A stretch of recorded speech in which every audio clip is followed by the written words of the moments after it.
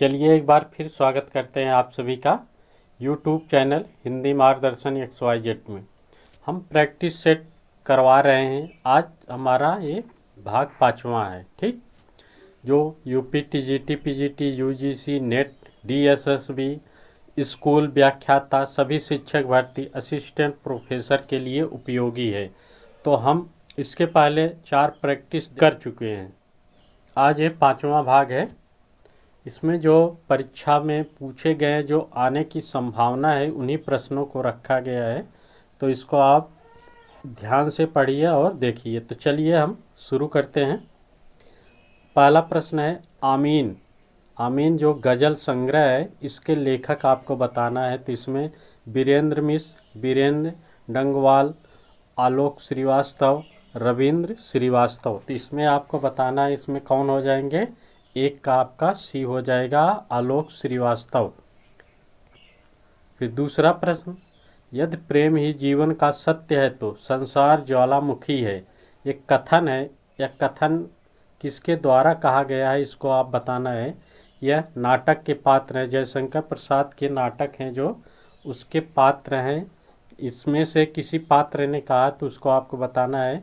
मालविका, अलका, कात्यायनी, कर्नेलिया।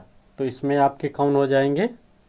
यदि प्रेम ही जीवन का सत्य है तो संसार ज्वालामुखी है, कार्नेलिया के द्वारा कहा गया है, अर्थात डी सही हो जाएगा।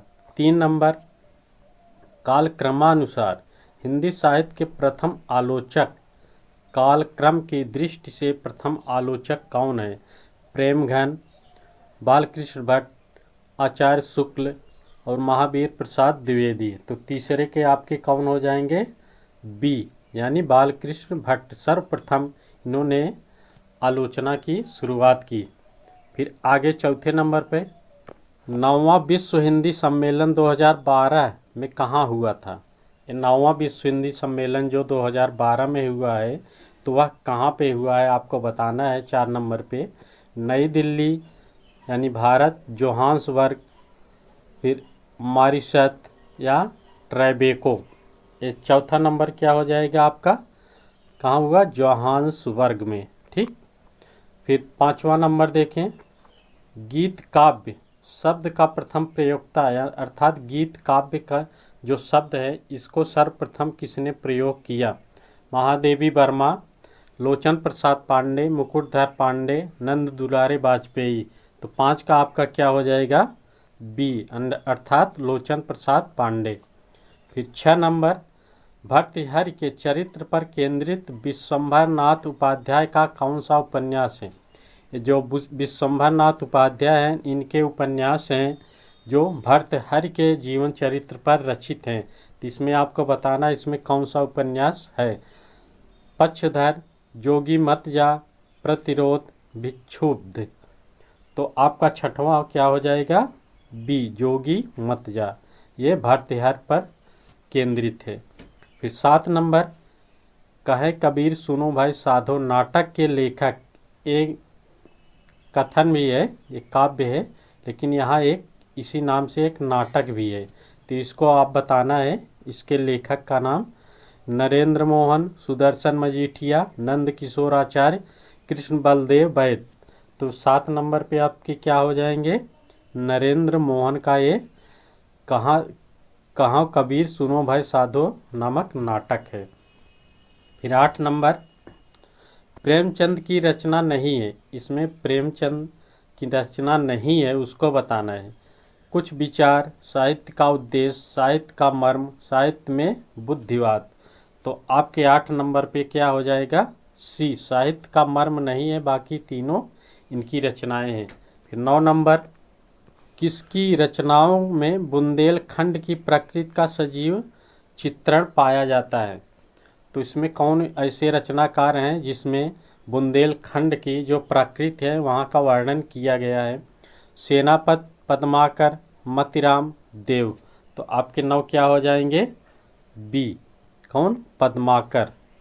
फिर 10 नंबर, जान श्याम को श्याम घन नाच उठे बन मोर। उक्त पंक्ति में अलंकार आपको बताना है। तो इसमें अलंकार कौन है, 10 का। तो संदेह, भ्रांतिमान, दृष्टांत और विरोधाभास। तो 10 में क्या हो जाएगा आपका बी, यानी भ्रांतिमान अलंकार है।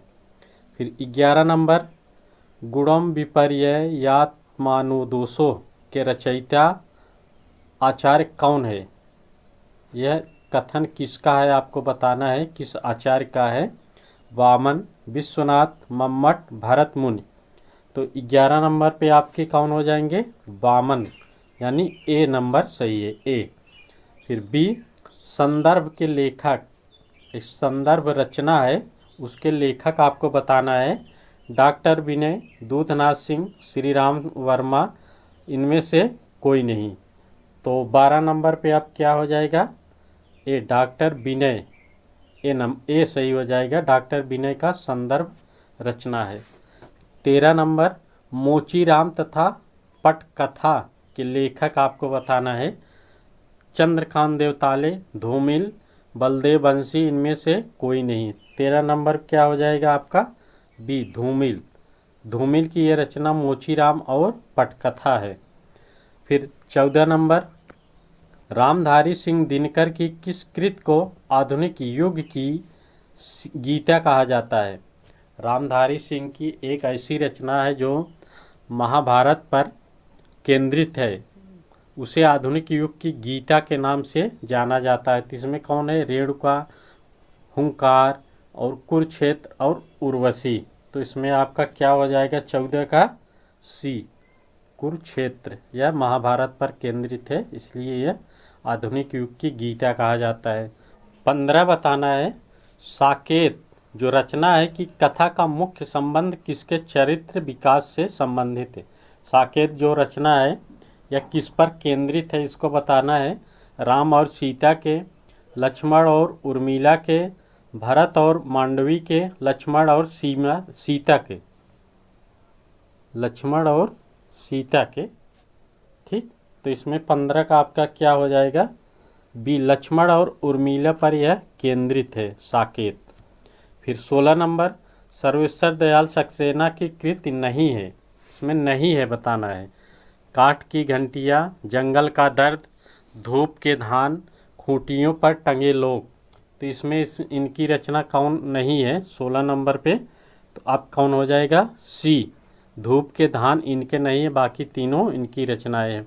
फिर 17 नंबर, निम्न में से एक कवि रीत मुक्त काव्यधारा का नहीं है। तो रीत मुक्त जो काव्यधारा है तो उसमें नहीं है, इसको आपको बताना है। बोधा, आलम, ठाकुर, रसनिधि। तो 17 में आपके कौन नहीं है? डी, रसनिधि नहीं है। बाकी जो रीत मुक्त यानी रीत परंपरा से मुक्त होकर रचनाएं किए थे, इसमें बोधा, आलम, ठाकुर ये तीनों थे। फिर 18 नंबर, किस छायावादी कवि को प्राकृत का सुकुमार कवि कहा जाता है? प्राकृत का सुकुमार कवि किसको कहा जाता है? सुमित्रा नंदन पंत, जयशंकर प्रसाद, महादेवी वर्मा, महावीर प्रसाद द्विवेदी। तो किसको कहा जाता है? सुमित्रा नंदन पंत। इन्होंने कहा कि मेरा जन्म प्रकृति की गोद में हुआ है। तो 18 का आपका ए हो जाएगा, सुमित्रा नंदन पंत। 19 नंबर, इनमें से कौन सा काव्य राम कथा पर आधारित है? राम कथा पर आधारित इनकी रचना, इसमें रचना कौन सी है? भूमिजा, कामायनी, नीरजा, यशोधरा। तो आपको बताना है 19 में क्या हो जाएगा? ए, भूमिजा जो है यह राम कथा पर आधारित है। फिर 20 नंबर, अवधि के से संबंधित, अवधि जो भाषा है या बोली है से संबंधित कवि नहीं है। तो इसमें कौन नहीं है? मुल्ला दाऊद, जायसी, उस्मान और बृंद। तो इसमें कौन नहीं है? बृंद कवि नहीं है, अर्थात डी नहीं है। बाकी तीनों अवधि से संबंधित कवि हैं। फिर 21 नंबर, निम्नलिखित काव्य ग्रंथों को उनके रचनाकारों के साथ सुमेलित कीजिए। एक तरफ काव्य ग्रंथ है, फिर दूसरी तरफ रचनाकार है, इनको मिलाना है। तो मिलाइए। तो इसमें शतरंगिणी किसकी है? बच्चन की।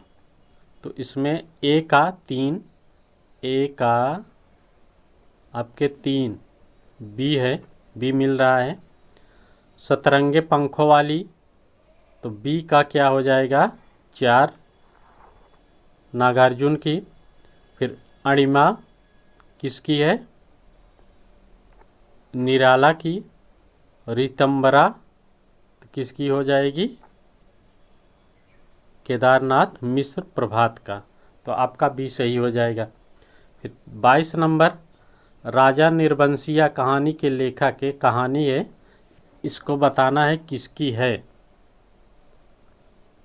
पानू खोलिया, कमलेश्वर, हरिशंकर परसाई, रविंद्र कालिया। तो एक किसकी रचना है, कमलेश्वर की, अर्थात बी सही हो जाएगा। फिर 23 देखिए, उसने कहा था शीर्षक कहानी में उसने किस पात्र के लिए प्रयुक्त हुआ है। उसने जो है यह नाम से है कि उसने कहा था, तो उसने किस पात्र को संबोधित किया है उसको आपको बताना है। लहना सिंह के लिए, सूबेदारनी के लिए, बाजीराव सिंह के लिए, बोधा सिंह के लिए। तो 23 का आपका क्या हो जाएगा, बी, सूबेदारनी के लिए। ठीक। 24, त्यागपत्र उपन्यास के लेखक का नाम। त्यागपत्र एक चर्चित उपन्यास है, इसके लेखक का नाम आपको बताना है। यशपाल, भगवती चरण वर्मा, वृंदावन लाल वर्मा, जैनेन्द्र। किसका है, 24 का आपका क्या हो जाएगा, डी, जैनेन्द्र का ये त्यागपत्र उपन्यास है। फिर 25, उपन्यास और कहानी का मूल अंतर है उसका, किसका है, उपन्यास और कहानी में मूल अंतर क्या है इसको आपको बताना है। इसमें दिया है आकार प्रकार, विषय निरूपण, घटना का चयन, पात्रों की विविधता। तो इसमें आपका क्या हो जाएगा, विषय निरूपण। यह बहुत बड़ा अंतर है उपन्यास और कहानी में, विषय का निरूपण जो किया जाता है। फिर 26 देखें, अंग्रेजी राज सुख सास सजे सब भारी, पै धन विदेश चली जात ई है अति ख्वारी। किस नाटक की पंक्ति है। तो आपको बताना है यह किस नाटक से यह लिया गया है, अर्थात किसकी यह पंक्ति है। यहाँ देखें, भारत दुर्दशा, भारत सौभाग्य, वैदिक हिंसा हिंसा न भवत, अंधेर नगरी। तो एक किस नाटक से है, तो आपका 26 का हो जाएगा ए, भारत दुर्दशा से है। फिर 27 नंबर पे, इनमें कौन सा उपन्यास जीवनी परक है। जीवनी पर आधारित कौन सा उपन्यास है। खंजर नयन, आपका बंटी, मृगनयनी, कलिकथा, बाया बाई पास। तो इसमें कौन सा है, 27 में आपका क्या हो जाएगा, ए, खंजर नयन, ये सूरदास पर केंद्रित है। फिर 28 नंबर, कटरावी आरजू। कटरावी आरजू किसकी रचना है, इसमें बताना है। असगर वजाहत, गुलशेर खां सानी, राही मासूम रजा, अब्दुल बिस्मिल्ला। तो 28 का आपका क्या हो जाएगा, सी, राही मासूम रजा का है कटरावी आरजू। इलाहाबाद कटरा की कहानी है। फिर 29 नंबर, शारदिया के नाटककार। शारदिया जो है नाटक है, इसमें बताना है किसकी है।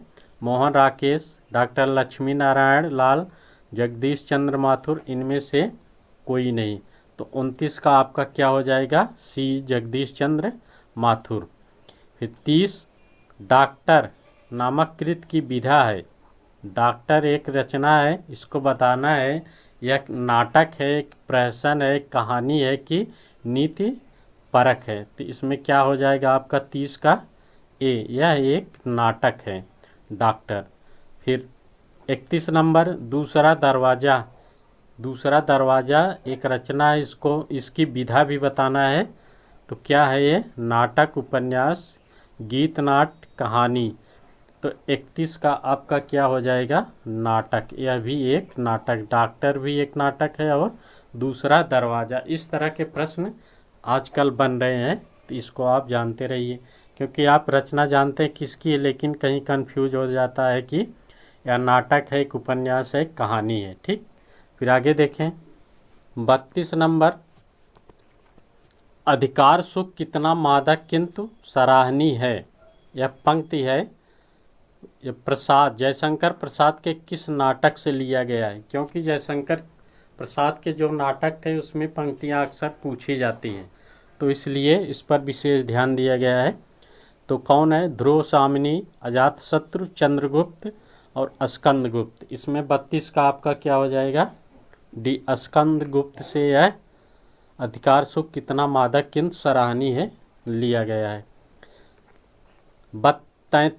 33 देखें, हरिवंश राय बच्चन की आत्मकथा के कितने भाग प्रकाशित हैं? इनकी आत्मकथा कई भागों में प्रकाशित है, आपको बताना है इसमें 1, 2, 3, 4, तो कितने भागों में थी?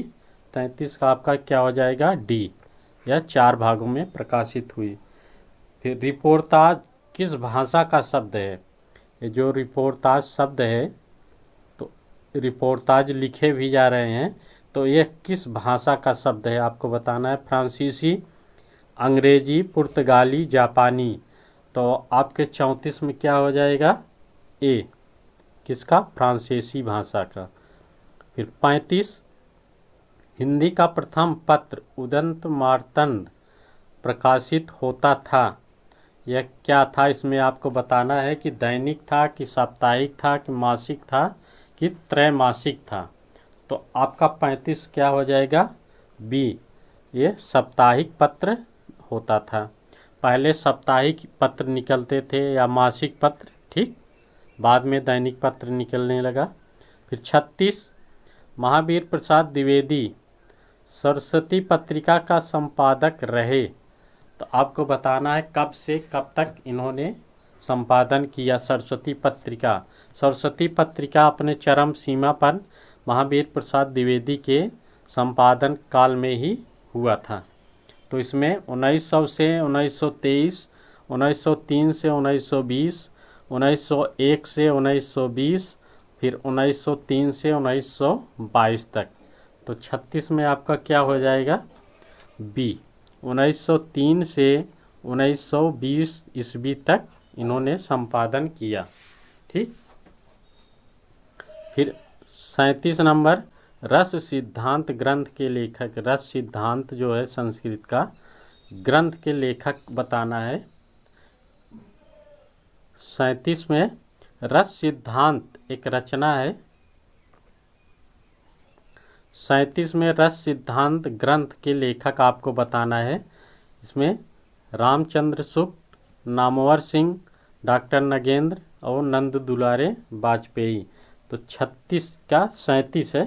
37 में आपका क्या हो जाएगा? सी। डॉक्टर नागेंद्र का यह ग्रंथ है रस सिद्धांत। रस मीमांसा आचार्य रामचंद्र शुक्ल का है, इसको याद रखिए। फिर 38 नंबर, कबीर बाज भी कपोत भी पपीहा भी के रचनाकार हैं, यह प्रश्न पूछा भी गया है। तो धर्मवीर, मुद्रा राक्षस, धूमिल, प्रेमचंद। तो 38 में आपके क्या हो जाएंगे? ए। धर्मवीर। वो धर्मवीर अलग हैं, धर्मवीर भारती अलग हैं, इसको याद रखिए, इसको ध्यान दीजिएगा, ठीक। फिर 39 नंबर, हजारी प्रसाद द्विवेदी के आलोचनात्मक ग्रंथों का सही अनुक्रम बताना है।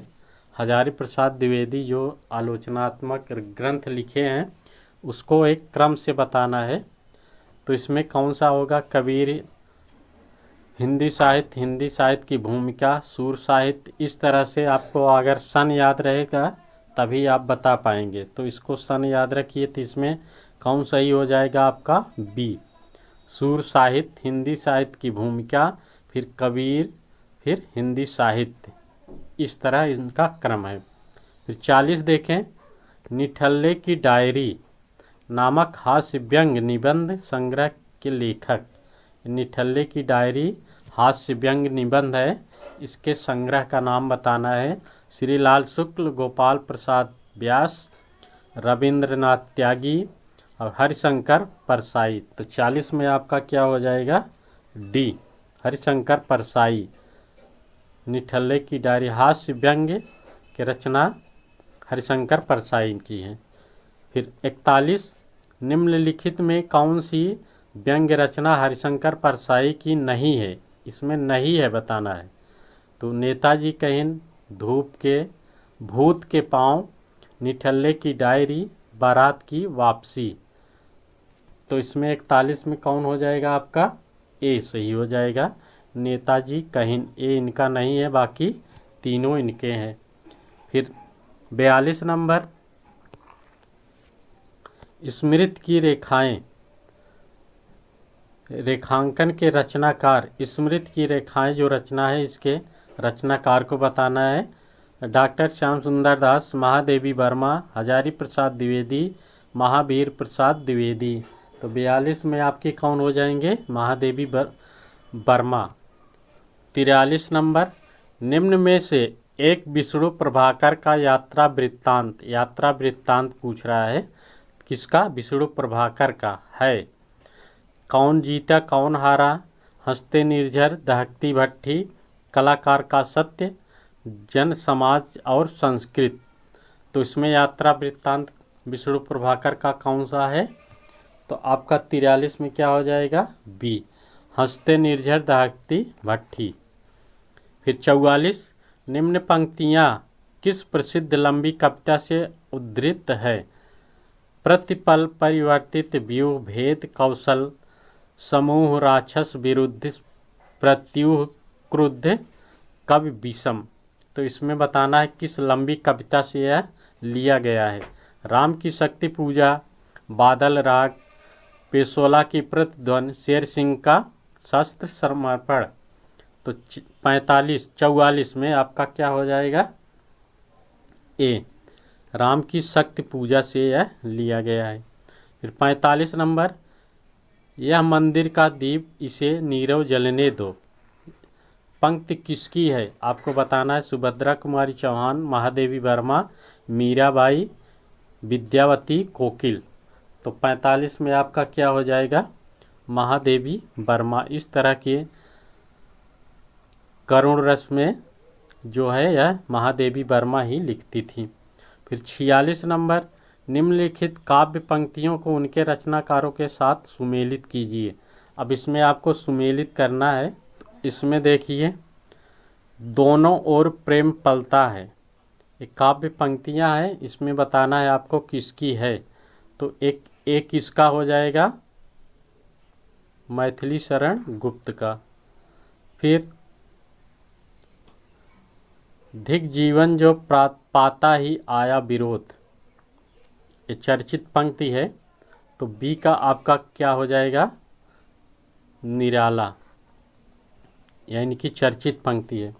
फिर परहित परिस धर्म नहीं भाई, तो एक किसका है आपको बताना है। सी का आपका क्या हो जाएगा? तुलसीदास। बीन भी हूँ मैं तुम्हारी रागनी भी हूँ, महादेवी वर्मा। तो आप मिलाइए, ए का 4, ए का 4 आपका सी मिल रहा है। ठीक। फिर 47 देखिए, केवल सूक्ष्मगत सौंदर्य सत्ता का राग कहकर छायावाद को किसने विरोध किया? छायावाद के बारे में केवल सूक्ष्मतम सौंदर्य सत्ता का राग कहकर इसका विरोध किया था। तो इसमें आचार्य शुक्ल, महादेवी वर्मा, सुमित्रानंदन पंत, अज्ञेय। तो 47 का आपका क्या हो जाएगा? बी, महादेवी वर्मा ने कहा था। अब देखें 48 नंबर पे, निम्नलिखित गद्य पंक्तियों को उनके लेखकों के साथ सुमेलित कीजिए। अब इसमें जो गद्य की पंक्तियाँ दी हैं और दूसरी तरफ उसके लेखक हैं, तो बताना है बैर क्रोध का आचार्य मुरब्बा है। तो ये चर्चित पंक्ति है। तो 48 में आपका क्या हो जाएगा? किसका? आचार्य रामचंद्र शुक्ल का है। फिर अधिकार सुख कितना मादक और सराहनीय है, तो एक किसका है? जयशंकर प्रसाद का। ठीक। बी का 2 हो जाएगा। निज भाषा उन्नति है, सब उन्नति को मूल, एक किसका है? भारतेंदु हरिश्चंद्र का। अब इसमें मिला लीजिए, ए का आपका क्या हो जाएगा? ए का 4, ए का 4 इसमें सी मिल रहा है, और बी का 2, बी का 2, तो यानी सी सही हो जाएगा। फिर 49 देखिए, संस्कृत के किस कवि ने एको रस करुण कहकर करुण रस को रसराज घोषित किया था? तो किसने कहा था? कालिदास, भवभूत, हेमचंद्र और भास। तो किसने कहा था? बी आपका सही हो जाएगा, भवभूत ने कहा था। फिर आगे 50 नंबर देखें। विभावानुभाव व्यभिचारी संयोगादृश निष्पत्ति को प्रतिपादित किया है। तो किसने किया था? दंडी ने, भरत मुनि ने, वामन ने, अभिनव गुप्त ने। तो 50 में आपका किसने किया था? भरत मुनि का यह विभावानुभाव व्यभिचारी संयोगादृश निष्पत्ति है। फिर 51, रस को नाट्य तक सीमित रखने का सर्वप्रथम विरोध किसने किया? यानी जो रस है इसको पहले केवल नाट्य तक सीमित किया जाता था, तो इसका विरोध किसने किया था? भामह, रुद्रट, आनंदवर्धन, अभिनव गुप्त। तो 51 में आपका क्या हो जाएगा? डी, अभिनव गुप्त ने सर्वप्रथम इसका विरोध किया था। 52 नंबर पे देखें, मानक देवनागरी वर्णमाला का प्रकाशन कब हुआ? ये जो देवनागरी वर्णमाला है इसका प्रकाशन कब हुआ? तो आपको बताना है 52 में, 1956 में, 1961 में, 1966 में, 1969 में। तो आपका क्या हो जाएगा? 52 का सी, 1966 में देवनागरी वर्णमाला का प्रकाशन हुआ। फिर 53, रस को वेद्यांतर स्पर्श शून्य किसने कहा? यानी किसने माना? विश्वनाथ, आनंदवर्धन, भामा, भरत। तो 53 का आपका क्या हो जाएगा? ए, विश्वनाथ ने माना। फिर 54, वैद्यनाथ मिश्र किसका वास्तविक नाम था? अब नाम बताइए, इसमें नागार्जुन का था कि मुक्तिबोध का कि रघुवीर सहाय या धूमिल का? तो 54 में आपका क्या हो जाएगा? नागार्जुन का मूल नाम क्या था? वैद्यनाथ मिश्र। फिर 55, 54 में आपका ए सही हो जाएगा। 55, मुक्त छंद के प्रणेता। मुक्त छंद जो रचनाएं हो रही हैं तो पहले मुक्त छंद में नहीं होती थी, तो इसमें प्रणेता आपको बताना है कहाँ से शुरू हुआ। निराला, नागार्जुन, जयशंकर प्रसाद, महादेवी वर्मा। तो मुक्त छंद की रचना सर्वप्रथम किसने की? निराला ने। सूर्यकांत त्रिपाठी निराला से ही शुरू हुआ। गद्य पद्य मिश्रित काव्य को कहते हैं। जहाँ गद्य और पद्य मिले हो उसे क्या कहते हैं? खंड काव्य, नाट्य काव्य, चंपू काव्य और मुक्त काव्य। किसको कहते हैं? 56 का आपका सी सही होगा, चंपू काव्य। फिर 57 देखें, भारतेंद्र युग का कौन सा कवि पुष्टि मार्ग में दीक्षित था? भारतेंद्र युग जो चला था उसमें कौन सा ऐसा कवि था जो पुष्टि मार्ग में दीक्षित हुआ था? बालकृष्ण भट्ट, भारतेंदु हरिश्चंद्र, प्रेमघन, प्रताप नारायण मिश्र। तो 57 का आपका क्या हो जाएगा? भारतेंदु हरिश्चंद्र, यानी बी सही हो जाएगा, ये पुष्टि मार्ग में दीक्षित थे। फिर 58, प्रगतिवाद के जन्म में किसका योगदान है? प्रगतिवाद जब शुरू हुआ उसका इसमें किसका योगदान अधिक है? तो छायावादी रोमानियत एवं पलायनवादी प्रवृत्ति, प्रगतिशील लेखक संघ की स्थापना, मार्क्सवादी प्रभाव या उपयुक्त सभी। तो आपको 58 में बताना है, तो क्या हो जाएगा? उपयुक्त सभी। ये सभी थे प्रगतिवाद के शुरू होने में। फिर 59 देखें, ज्ञानाश्रयी शाखा के प्रमुख संत कवि का नाम है? ज्ञानाश्रयी शाखा भक्ति काल में जो विभाजित हुआ था, प्रेमाश्रयी और ज्ञानाश्रयी, तो इसमें ज्ञानाश्रयी पूछ रहा है। तो प्रमुख संत कवि कौन थे? सूरदास थे, चंद्रवरदायी थे, कबीरदास थे, विद्यापति। तो 59 में आपका क्या हो जाएगा? सी, कबीरदास उस समय के चर्चित कवि थे, यानी संत कवि थे। फिर 60 देखें, कबीरदास को वाणी का डिक्टेटर किसने कहा? उनको वाणी का डिक्टेटर उपनाम से किसने पुकारा? तो महावीर प्रसाद द्विवेदी, हजारी प्रसाद द्विवेदी, रामचंद्र शुक्ल, डॉक्टर नगेंद्र। तो 60 का आपका क्या हो जाएगा? हजारी प्रसाद द्विवेदी अर्थात बी सही हो जाएगा। फिर 61 रीतकाल को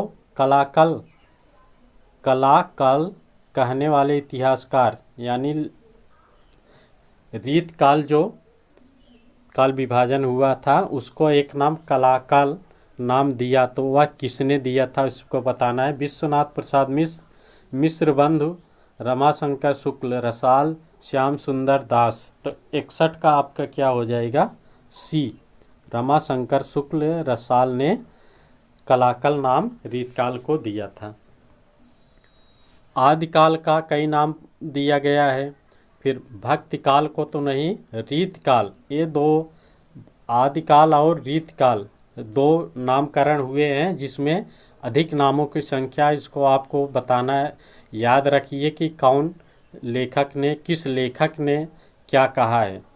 फिर 62 देखें, निम्न में से किसी एक का उपनाम नियाज था, यानी नियाज नाम से किसने रचना हिंदी में की है उसको आपको बताना है। सदा सुखलाल, मुंशी इंसा अल्लाह खां, राजर्षि प्रसाद सितारे हिंद, सदल मिश्र। तो 62 में आपको बताना है कौन हो जाएगा, सदा सुखलाल को नियाज नाम से भी पुकारा जाता था। 63 देखें, मेरे बचपन के दिन के लेखिका कौन है। अब लेखिका बताना है आपको। ये मेरे बचपन के दिन किस लेखिका का है। 63 में आप देखेंगे महादेवी वर्मा, मन्नू भंडारी, कृष्णा सोबती, चपला देवी। तो 63 का आपका क्या हो जाएगा, ए, महादेवी वर्मा, मेरे बचपन के दिन इनकी रचना है। फिर आगे देखें 64 नंबर देखें, किस रचनाकार ने स्वयं को उर्दू और हिंदी का दोआब माना। हिंदी और उर्दू का दोआब माना, किसने माना है। केदारनाथ अग्रवाल, रघुवीर सहाय, शमशेर बहादुर सिंह, मुक्तिबोध। तो 64 का आपका क्या हो जाएगा, सी, शमशेर बहादुर सिंह ने स्वयं को हिंदी और उर्दू का दोआब माना। फिर 65 देखें, रचना के साथ उसकी विधा को सुमेलित कीजिए। एक तरफ रचना है और वह कौन सी विधा है इसको बताना है। तो 65 में आप देखेंगे, मिलाइए 65 का, शब्द और मनुष्य, ये क्या हो जाएगा, आलोचना है, ठीक। फिर काशी का 80, ये क्या हो जाएगा, उपन्यास है। फिर ईला, ईला क्या है, नाटक है। फिर पैरों में पंख बांधकर, तो इसमें क्या हो जाएगा आपका, यात्रा वर्णन है। तो इसमें मिला लीजिए शब्द और मनुष्य, ए का 4, ए का 4 यानी बी सही हो जाएगा। बाकी और मिला लीजिए। फिर 66 नंबर देखें, नीचे भाषा की 4 विशेषताएं दी गई है, इनमें से जो एक विशेषता है उसे चुनिए। इसमें 4 विशेषताएं दी गई है, तो कौन सी सही है इसको आपको चुनना है। भाषा परिवर्तनशील होती है, भाषा पैतृक संपत्ति होती है, भाषा सामाजिक संपत्ति होती है, भाषा अनुकरण द्वारा सीखी जाती है। तो आपको 66 में बताना क्या सही है, तो क्या हो जाएगा, भाषा पैतृक संपत्ति होती है, ठीक। फिर 67 देखें, 67, अंगिका किस राज्य की बोली है। अंगिका एक बोली है, तो इसको बताना है किस राज्य की है। बंगाल की है, छत्तीसगढ़, मध्य प्रदेश और बिहार। तो कहाँ की है, 67 में आप देखेंगे तो आपका क्या हो जाएगा, डी, बिहार की है, एक बोली है अंगिका। फिर 68 में देखें, त्रिलोचन शास्त्री की कविताएं हिंदी के अतिरिक्त किस भाषा में, यानी किस उपभाषा में रचित हैं। त्रिलोचन की, तो इसमें ब्रज है, मैथिली है, अवधी है, भोजपुरी। तो किस में है आपका 68 में क्या हो जाएगा, बी, मैथिली भाषा में, ठीक, 68 का बी। फिर 69 देखें, इनमें से किसको संविधान के अष्टम यानी संविधान की 8वीं सूची में सम्मिलित नहीं किया गया है। आपको बताना है किस भाषा को, डोंगरी, मैथिली, ब्रज, असमिया। तो इसमें 69 का आपका कौन नहीं है, सी, ब्रज भाषा को संविधान की 8वीं सूची में सम्मिलित नहीं किया गया है। फिर 70, किस क्षेत्र की बोली को काशिका कहा जाता है? काशिका किस क्षेत्र की बोली को कहा जाता है? बांसवाड़ा, आरा, भोजपुर, बनारस, मगध। तो आपको बताना है 70 का क्या हो जाएगा? सी, बनारस को काशिका कहा जाता है। तो आज हमने देखा प्रैक्टिस सेट का 5वां भाग, जिसमें हमने 70 प्रश्नों को देखा। ठीक इसी तरह और प्रश्नों को हम देखेंगे। तब तक के लिए